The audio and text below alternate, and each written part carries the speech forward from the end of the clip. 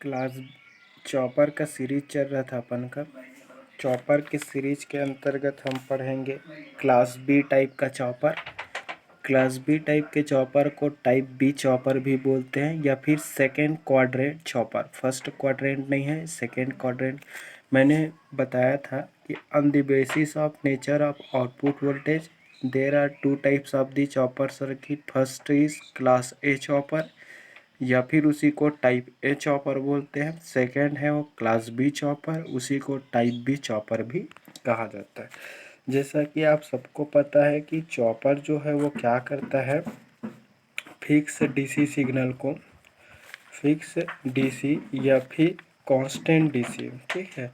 तो fix DC signal या फिर कांस्टेंट जो डीसी सिग्नल होता है उसको किस में कन्वर्ट करता है, ये वेरिएबल आउटपुट डीसी में, वेरिएबल आउटपुट डीसी में कन्वर्ट करता है। तो फिक्स डीसी सिग्नल को ये वेरिएबल आउटपुट डीसी सिग्नल में कन्वर्ट करता है, ठीक है। तो चॉपर जो है बेसिकली क्या है, डीसी टू डीसी कन्वर्टर है। यह इनपुट के फॉर्म में डीसी एनर्जी लेता है और बदले में आउटपुट में क्या देता है, वेरिएबल डीसी ही प्रोवाइड करता है। क्लियर हुआ। तो आउटपुट वोल्टेज और आउटपुट करंट के बेसिस पर चॉपर का टाइप होता है, उसके अंतर्गत ये क्लास बी चॉपर है। क्लास बी चॉपर का circuit diagram, basically class B जो चॉपर होता है वो एक स्टेप अप चॉपर होता है। क्या होता है, एक स्टेप अप चॉपर होता है, ठीक है।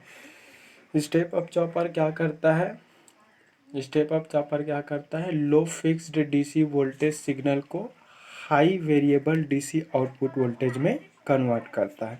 ये चॉपर का सर्किट है, क्लियरली देखेंगे। यहाँ पर V S external input DC signal है, वह external fix DC voltage signal है जिसे हमें वेरिएबल आउटपुट डीसी में कन्वर्ट करना है, ठीक है।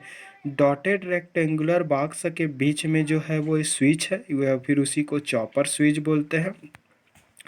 सर्किट का जो लोड है वो आर एल ई लोड है, रेजिस्टर, इंडक्टर और एक क्या है, एक बैटरी है।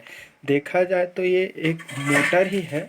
अगर किसी डीसी मोटर को, अगर मैं किसी डीसी मोटर को अगर मैं उसके इक्विवेलेंट सर्किट से रिप्लेस करूं तो रेजिस्टर, इंडक्टर और एक वोल्टेज सोर्स के सीरीज कॉम्बिनेशन से उसको रिप्लेस करते हैं। तो बेसिकली एक मोटर है बोल सकते हैं। यहाँ पर स्विच है, चॉपर रेक्टेंगुलर डॉटेड बॉक्स में जो दिया है वो स्विच बोल सकते हैं। तो चॉपर रहने के लिए एक स्विच ही रहता है जिसको टर्न ऑन और टर्न ऑफ करके हम आउटपुट वोल्टेज की वैल्यू को क्या करते हैं, वेरी करते हैं। सर्किट में आउटपुट करंट के डायरेक्शन को अजम्पशन कर दिया है। सपोज कि करंट है वो डाउनवर्ड डायरेक्शन में फ्लो हो रहा है, ठीक है। करंट के फ्लो होने के अकॉर्डिंग यहाँ पर एक वोल्टेज भी अजम्पशन कर दिया है, upper terminal S positive and lower S negative. और ये आउटपुट जो वोल्टेज है वो क्या है, वेरिएबल डीसी आउटपुट वोल्टेज है। सपोज किसी कंडीशन में टी ऑन टाइम ड्यूरेशन के लिए, suppose T on time duration के लिए चॉपर स्विच को क्या किया जाता है, जैसे ही चॉपर को टी ऑन टाइम ड्यूरेशन के लिए हम उसको टर्न ऑन करते हैं, ठीक है। जैसे इस इनिशियल केस में अगर हम इस डायोड डी की बात करें तो डायोड डी जो है वो इनिशियल कंडीशन में इस एक्सटर्नल डीसी वोल्टेज सोर्स के कारण ये हाईली रिवर्स होता है। हाईली रिवर्स होने का कारण ये डायोड डी है वो क्या रहता है, ऑफ मोड में रहता है। दैट मीन्स सोर्स और लोड है वो इनिशियली क्या है, डिसकनेक्टेड है, समझो, ठीक। जैसे ही हम स्विच एस डब्ल्यू को टी ऑन टाइम ड्यूरेशन के लिए ऑन करते हैं, क्लोज करते हैं, स्विच के क्लोज होने से क्या होता है, लोड ई से एक इलेक्ट्रिकल करंट का फ्लो होना शुरू हो जाएगा। ऐसा इलेक्ट्रिकल करंट फ्लो होगा, इस टाइप से इलेक्ट्रिकल करंट है वो फ्लो होंगे डॉटेड लाइन में, इस डायरेक्शन में ऐसा होगा, ऐसा इस डायरेक्शन में इलेक्ट्रिकल करंट का फ्लो होगा, ठीक है। तो इस एक्सटर्नल इस वोल्टेज सोर्स ई के कारण इस आर एल ई लोड में इंडक्टर से रजिस्टर से स्विच होते हुए क्या होंगे, ये करंट का फ्लो होगा, ठीक है। करंट का फ्लो होगा और फ्लोइंग जो करंट है वो क्या हो रहा है, देखो फ्लोइंग जो करंट है हमारे सर्किट के अजम्पशन डायरेक्शन के अपोजिट फ्लो हो रहा है। अपोजिट फ्लो होने के कारण ये फ्लोविंग जो लोड करंट है वो क्या होंगे, निगेटिव होंगे। लोड करंट क्या हो जाएगा, निगेटिव। लोड करंट क्या हो जाएगा, निगेटिव। कब, टी ऑन टाइम ड्यूरेशन के लिए। तो इस particular T on time duration के लिए क्या होगा, जैसे ही स्विच को क्लोज करोगे, स्विच क्लोज होने से यहाँ पर एक कंडक्टिंग क्लोज पाथ क्रिएट हो जाएगा। उस क्रिएटेड क्लोज पाथ में इस डीसी वोल्टेज सोर्स के कारण इंडक्टर रजिस्टर से होते हुए स्विच की ओर इलेक्ट्रिकल करंट के फ्लो होंगे। इस इलेक्ट्रिकल करंट का डायरेक्शन एक्चुअल एजम्पशन डायरेक्शन के अपोजिट फ्लो होता है। इस कारण फ्लोविंग जो लोड करंट है वो क्या होता है, निगेटिव होता है। बट स्विच HW स्विच के टी ऑन टाइम ड्यूरेशन के लिए क्लोज होने के कारण लोड है वो क्या हो जाता है, शॉर्टेड हो जाता है। लोड क्या हो जाता है, शॉर्टेड। और लोड के शॉर्टेड होने के कारण लोड वोल्टेज की वैल्यू है वो क्या हो जाता है, जीरो हो जाता है। लोड वोल्टेज की वैल्यू क्या हो जाता है, जीरो, जिससे वी नॉट की वैल्यू क्या मिलता है, हमें जीरो होता है। ठीक है, तो ये टी ऑन टाइम ड्यूरेशन के लिए ऑपरेशन है। टी ऑन टाइम ड्यूरेशन के लिए मैंने क्या बताया कि जैसे ही टी ऑन टाइम ड्यूरेशन के लिए स्विच को क्लोज करते हैं, स्विच को क्लोज करने से यहाँ पर एक कंडक्टिंग पाथ क्रिएट हो जाता है और उस क्रिएटेड कंडक्टिंग पाथ में एक इलेक्ट्रिकल करंट का फ्लो होने लगता है। Flowing electrical current inductor, resistor और स्विच से होकर एंटी क्लॉकवाइज डायरेक्शन में फ्लो होने लगता है। एक्चुअल फ्लोइंग जो करंट जो होता है लोड के एजम्पशन डायरेक्शन के अपोजिट होता है। अपोजिट डायरेक्शन में करंट फ्लो होने के कारण फ्लोइंग लोड करंट है वो निगेटिव होता है। बट स्विच SW के क्लोज होने के कारण लोड है वो शॉर्टेड हो जाता है। लोड का शॉर्टेड होने के कारण लोड वोल्टेज की वैल्यू है वो क्या हो जाती है, जीरो हो जाती है। क्लियर हुआ। जैसे ही टी ऑफ टाइम ड्यूरेशन के लिए, टी ऑफ टाइम ड्यूरेशन के लिए हम इस स्विच SW स्विच को हम ऑफ करते हैं, SW स्विच को हम ऑफ करेंगे तो क्या होता है, इस फ्लोइंग करंट के कारण ये इंडक्टर है वो अपने अंदर एनर्जी स्टोर किए रहते हैं। वह स्टोर्ड एनर्जी क्या रहता है, लोअर टर्मिनल पे पॉजिटिव और अपर टर्मिनल का इंडक्टर है वो क्या रहता है, निगेटिव। जैसे जैसा करंट का फ्लो हो रहा था और इस फ्लोइंग करंट के कारण जब तक इसमें स्विच ऑन है तब तक इस इंडक्टर से होकर एक इलेक्ट्रिकल करंट का फ्लो हुआ और जब तक इसमें करंट का फ्लो हुआ तब तक ये इंडक्टर अपने अंदर एनर्जी को स्टोर किया। स्टोर्ड एनर्जी के कारण इस इंडक्टर के अक्रॉस एक वोल्टेज प्रोड्यूस हुआ। प्रोड्यूस्ड वोल्टेज है वो लोअर टर्मिनल है उस पर पॉजिटिव और अपर टर्मिनल पे क्या रहा, निगेटिव हुआ। जैसे ही हम स्विच को टी ऑफ टाइम ड्यूरेशन के लिए ऑफ करेंगे, स्विच को ऑफ करने से क्या हो जाएगा, ये इंडक्टर एल है वो अपने अंदर स्टोर्ड एनर्जी को वापस रिलीज करना चाहेगा। अपने अंदर स्टोर्ड एनर्जी को वापस रिलीज करने के लिए इंडक्टर अपने पोलैरिटी को इन्वर्ट करेंगे। इंडक्टर अपने पोलैरिटी को इन्वर्ट करेंगे तो अपर टर्मिनल क्या होगा, पॉजिटिव होगा और लोअर टर्मिनल क्या हो जाएंगे, निगेटिव। अपर टर्मिनल के पॉजिटिव और लोअर टर्मिनल के निगेटिव होने के कारण सर्किट में कनेक्टेड डायोड डी है वो क्या हो जाएगा, फॉरवर्ड बायस। डायोड डी के फॉरवर्ड बायस्ड होने के कारण डायोड डी है वो टर्न ऑन हो जाएंगे और टर्न ऑन होने से ऑन स्विच, क्लोज स्विच और एक शॉर्ट सर्किट की तरह बिहेव करना शुरू हो जाएगा। फाइनली सोर्स, लोड और सोर्स आपस में कनेक्ट हो जाएंगे जिससे पावर का फ्लो है वो लोड से सोर्स की ओर फ्लो होना शुरू हो जाएगा। फ्लोइंग जो पावर है वो इंडक्टर के इस D energising that means discharging current के कारण इसमें एक करंट है वो इंडक्टर, रजिस्टर, इंडक्टर, रजिस्टर, फिर डायोड, डायोड से सोर्स, सोर्स से वापस फिर से लोड में। तो इस particular T of time duration में एनर्जी जो है वो लोड से सोर्स की ओर ट्रांसफ़र होता है और फ्लोइंग जो लोड करंट जो होता है एक्चुअल एजम्पशन डायरेक्शन के अपोजिट होता है।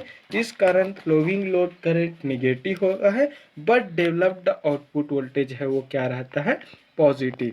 तो इन दोनों टी ऑन और टी ऑफ टाइम ड्यूरेशन में average output DC voltage positive मिलता है, बट फ्लोइंग जो एवरेज आउटपुट जो करंट होता है वो निगेटिव। आउटपुट वोल्टेज के पॉजिटिव और आउटपुट करंट के निगेटिव होने के कारण इसके ऑपरेशन मोड को हम क्या बोलते हैं, सेकेंड क्वाड्रेंट ऑपरेशन भी बोलते हैं। क्या बोलते हैं इसको, सेकेंड क्वाड्रेंट ऑपरेशन। क्योंकि सेकेंड क्वाड्रेंट ऑपरेशन में क्या होता है, सेकेंड क्वाड्रेंट ऑपरेशन में वोल्टेज पॉजिटिव होता है और बट फ्लोइंग करंट क्या होता है, नेगेटिव। तो फ्लोइंग करंट है वो नेगेटिव। ध्यान रहे चॉपर की जब भी आप ऑपरेशन समझाएंगे तो एक बार चॉपर स्विच को आप ऑन करके देखोगे, फिर दूसरे बार आप चॉपर स्विच को ऑफ करके देखेंगे, ठीक है। तो मैंने जब चॉपर स्विच को ऑन किया, ऑन करने से इस लोड में कनेक्टेड इंडक्टर है वो क्या हुआ, एनर्जी को स्टोर किया। जब तक चॉपर स्विच ऑन था तब तक वो इंडक्टर अपने अंदर एनर्जी स्टोर करते गया। जैसे ही हम चॉपर स्विच को ऑफ करेंगे, इंडक्टर अपने अंदर स्टोर्ड एनर्जी को क्या करता है, रिलीज़ करना चाहता है। अपने अंदर स्टोर्ड एनर्जी को रिलीज़ करने के लिए वो अपने पोलैरिटी को रिवर्स करता है। जैसे ही वो अपने पोलैरिटी को रिवर्स करता है, डायोड डी है वो क्या हो जाता है, टर्न ऑन हो जाता है। डायोड डी के टर्न ऑन होने से सोर्स और लोड है वो कनेक्ट हो जाते हैं, जिससे पावर का फ्लो है वो लोड से सोर्स की ओर होना शुरू हो जाता है। और ये फ्लोइंग जो पावर है वो एक्चुअल में इंडक्टर में स्टोर्ड जो एनर्जी है, इसके कारण इंडक्टर का एक डिस्चार्जिंग करंट के फॉर्म में होता है, ठीक। क्योंकि इस मोड ऑफ ऑपरेशन में पावर का फ्लो है वो लोड से सोर्स के लिए हो रहा है, इस कारण इसको डीजेनरेटिंग मोड ऑफ ऑपरेशन भी कहते हैं। इस पर्टिकुलर कंडीशन में फ्लोइंग जो लोड करंट है एक्चुअल एजम्पशन डायरेक्शन के अपोजिट हो रहा है, इस कारण फ्लोइंग लोड करंट की एवरेज वैल्यू निगेटिव होता है, बट डेवलप्ड आउटपुट वोल्टेज है वो पॉजिटिव। आउटपुट वोल्टेज के पॉजिटिव और आउटपुट करंट के निगेटिव होने के कारण इसके मोड ऑफ ऑपरेशन को सेकेंड क्वाड्रेंट ऑपरेशन मोड कहते हैं, या फिर उसी को क्लास बी ऑपरेशन बोलते हैं, या फिर उसी को टाइप बी ऑपरेशन भी कहते हैं। क्लियर हुआ। तो ये है आपका। अब इसका अगर क्वाड्रेंट अगर आप समझाना चाहो तो समझा सकते हैं। क्वाड्रेंट को क्वाड्रेंट समझाना है तो ऐसा क्वाड्रेंट होता है, ये इधर पॉजिटिव रहता है, कोई भी चीज़ मान जाए करंट है तो करंट वाला एक्सिस पॉजिटिव इधर रहेगा। अगर वोल्टेज देखना है तो वोल्टेज को पॉजिटिव ये रहेगा, तो वोल्टेज पॉजिटिव है, बट इस पर्टिकुलर कंडीशन में करंट की वैल्यू है वो पॉजिटिव नहीं है। करंट की वैल्यू निगेटिव है तो करंट इधर आएगा, करंट निगेटिव इधर है तो निगेटिव करंट है और वोल्टेज क्या है, पॉजिटिव है। तो इस समय क्या है, आपका चॉपर है वो सेकेंड क्वाड्रेंट मोड में काम कर रहा है। सेकेंड क्वाड्रेंट का मतलब समझ में आया। अभी के केस में वोल्टेज है वो पॉजिटिव और करंट क्या है, निगेटिव।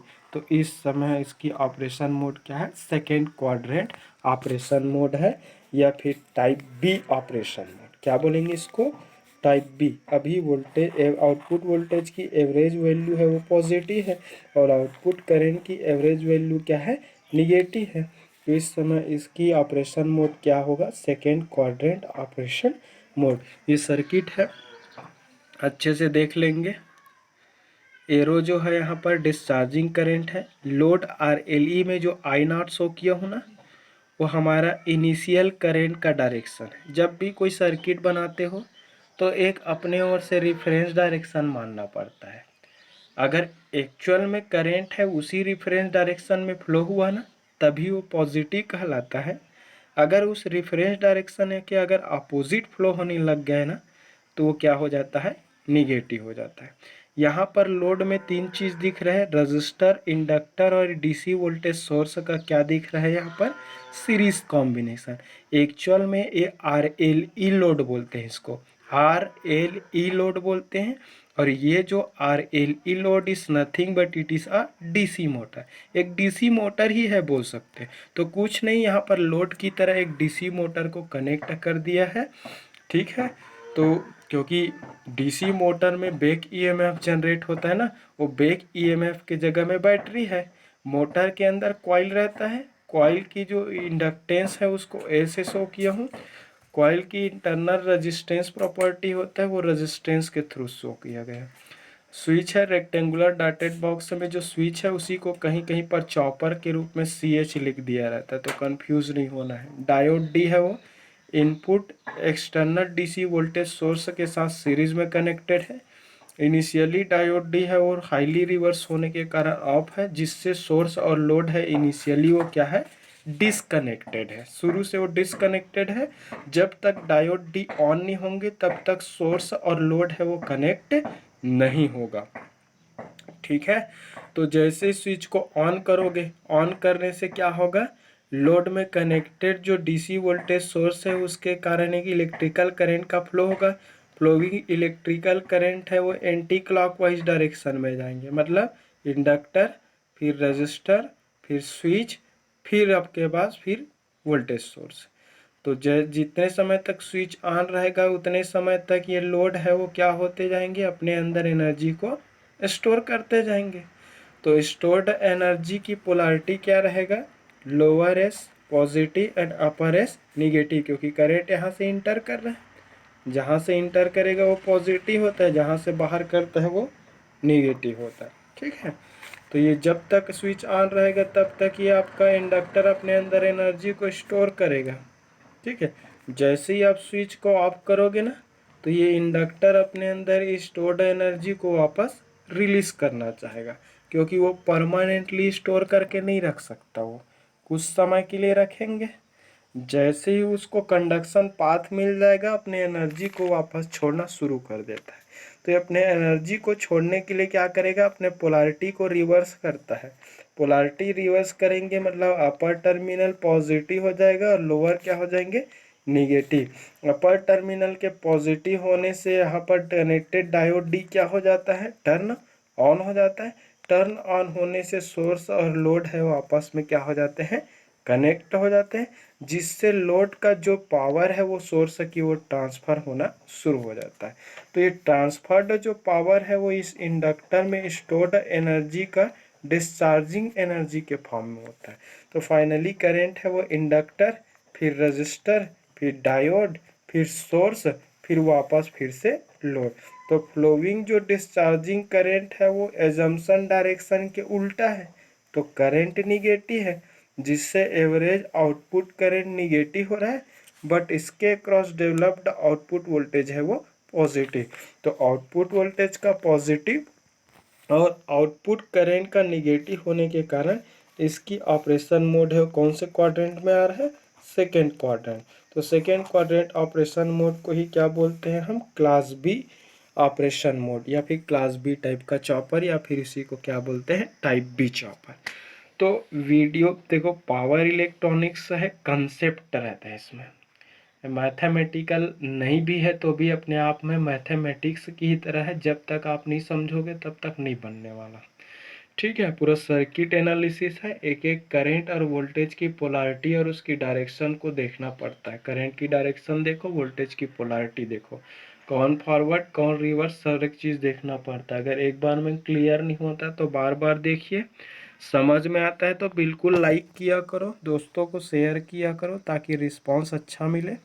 ये आप लोगों के ही बेनिफिट के लिए वीडियो बनाया गया है, ठीक है। तो कंटिन्यू डेली देखते जाइए, वीडियो अपलोड होते जा रहा है। नोटिफिकेशन बेल आइकन प्रेस कर लो ताकि नोटिफिकेशन मिलते रहे, और कोशिश किया करो कि समझने के बाद अपने ऑन वर्ड्स में लिख कर देखने की कोशिश किया करो। ये आपका इसमें ये इसकी डिजनरेटिंग मोड बोलते हैं इसके ऑपरेशन को। डिजनरेटिंग मोड इसलिए बोल रहे हैं क्योंकि इस समय उल्टा काम हो रहा है, पावर का जो फ्लो है ना वो लोड से सोर्स की ओर हो रहा है, तो डिजनरेटिंग मोड ऑफ ऑपरेशन बोलते हैं।